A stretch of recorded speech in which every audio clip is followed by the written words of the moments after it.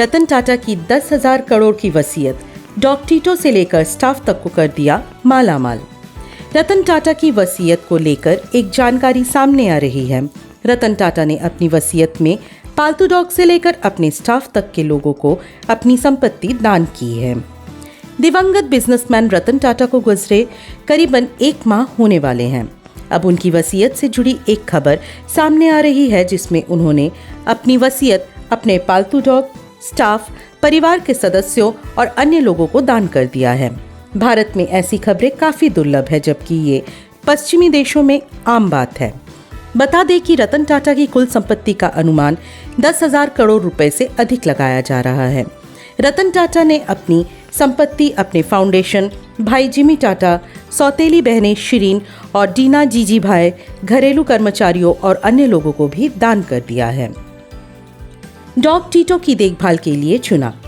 TOI की एक report के मुताबिक रतन टाटा ने अपनी वसीयत में साफ तौर पर कहा है कि उनके पालतू डॉग टीटो की असीमित देखभाल उनके लंबे समय के रसोइये राजन शॉ करेंगे। बता दें कि टाटा ने अपने पिछले डॉग की मौत के बाद 5 या 6 साल पहले टीटो को गोद लिया था। वसीयत में उनके बटलर सुब्बैया के लिए भी कुछ धन छोड़ा गया है। इनके साथ टाटा का 3 दशक पुराना रिश्ता था। रतन टाटा विदेश यात्रा के दौरान उनके लिए डिजाइनर कपड़े खरीदते थे। वसीयत में शांतनु नायडू का नाम भी। इसके अलावा टाटा ने अपने एग्जीक्यूटिव असिस्टेंट शांतनु नायडू का नाम भी वसीयत में शामिल किया है। उन्होंने नायडू के कंपेनियनशिप वेंचर गुड फेलो में अपनी हिस्सेदारी छोड़ दी और नायडू के विदेश में पढ़ाई का खर्च भी माफ कर दिया है। संपत्ति में क्या क्या? रतन टाटा की कंपनियों में अलीबाग में 2000 वर्ग फुट का समुद्र तट बंगला, मुंबई में जुहू तारा रोड पर 2 मंजिला घर, 350 करोड़ रुपए से अधिक की एफडी और 165 अरब डॉलर के टाटा समूह की होल्डिंग कंपनी टाटा सन्स में 0.83% हिस्सेदारी शामिल है, जिसे Ratan Tata endowment foundation RTEF को ट्रांसफर किया जाएगा।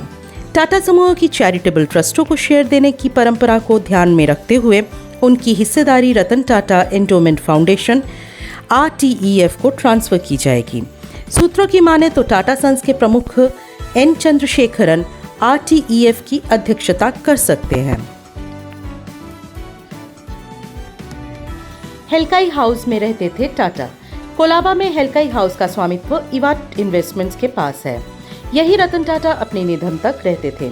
इवाट इन्वेस्टमेंट्स टाटा सन्स की 100% सहायक कंपनी है। इसका भविष्य इवाट द्वारा तय किया जाएगा। रतन टाटा ने खुद हेलकाई हाउस और अलीबाग बंगले दोनों को डिजाइन किया था।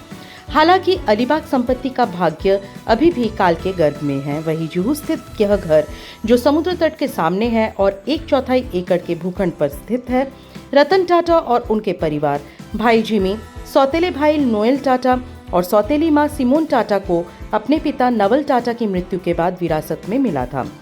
सूत्रों का कहना है कि यह 2 दशकों से अधिक समय से बंद है और अब इस संपत्ति को बेचने का प्लान है। दी जाएगी RTEF को संपत्ति।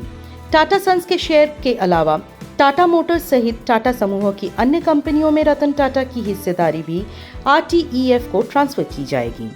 2022 में स्थापित RTEF एक सेक्शन 8 कंपनी है, जो गैर लाभकारी कारणों को बढ़ावा देने पर केंद्रित है।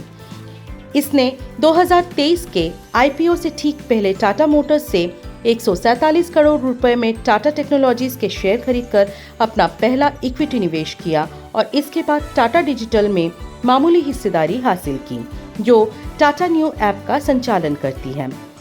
R&T एसोसिएट्स और R&T एडवाइजर्स के माध्यम से स्टार्टअप्स में उनके निवेश को खत्म कर दिया जाएगा, जिससे मिली राशि RTEF को दी जाएगी। 20 से 30 कारों का काफिला। रतन टाटा के पास 20 से 30 कारों का बड़ा काफिला है, जिसमें कई लग्जरी मॉडल भी शामिल है। यह काफिला फिलहाल हेलकाई निवास और कोलाबा में ताज वेलिंगटन म्यूज सर्विस अपार्टमेंट में रखा हुआ है। इन पर अभी विचार किया जा रहा है। पुरस्कार भी दिए जाएंगे दान। इसके अलावा रतन टाटा के कई पुरस्कार और सम्मान टाटा सेंट्रल आर्काइव्स को दान कर दिए जाएंगे, ताकि उनकी विरासत भविष्य की पीढ़ियों के लिए सुरक्षित रहे। $100 बिलियन से ज्यादा के टाटा समूह का नेतृत्व करने के बावजूद रतन टाटा समूह की कंपनियों में अपनी सीमित निजी हिस्सेदारी के कारण अमीरों की लिस्ट में नहीं आए। उनकी वसीयत को बॉम्बे हाई कोर्ट द्वारा प्रमाणित किए जाने की उम्मीद है। इस प्रक्रिया में अभी कई महीने लग सकते हैं।